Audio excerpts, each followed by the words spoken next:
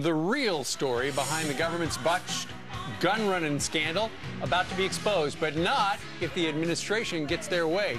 Can it cover up the truth like it's done in the past? They can give it their best shot.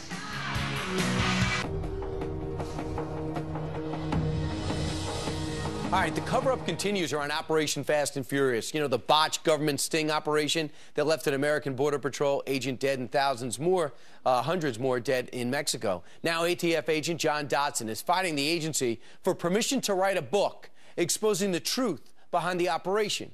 And it's not the government's first crack at a cover-up. Our next guest knows firsthand the problems he's going to have writing this. Joining us right now is Fox News contributor and author of Fast and Furious, Barack Obama's bloodiest scandal and its shameless cover-up, Katie Pavlich. Katie, so this guy wants to do what you did. Why is he having a hard time?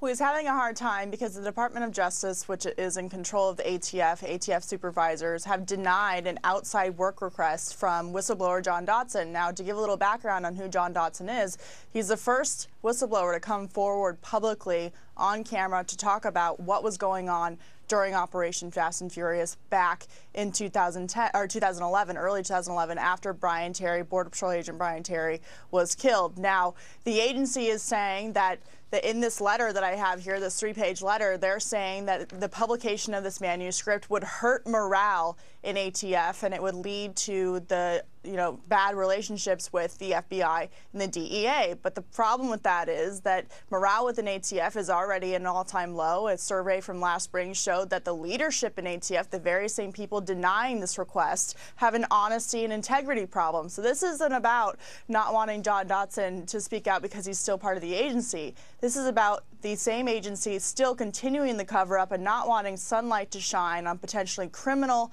and incompetent behavior inside the agency from a first-hand account from John Dodson. And they know if he writes this book, it's no longer going to be you're no longer going to be able to bury it because this is a guy on the inside. The official ATF response is similar to what you said. A subject is prohibited from writing about the issues that arise from his or her duties as a special agent and profiting from his or her experiences while still acting in the special agent capacity. So if Dodson wants to write the book, he's going to have to quit, Katie.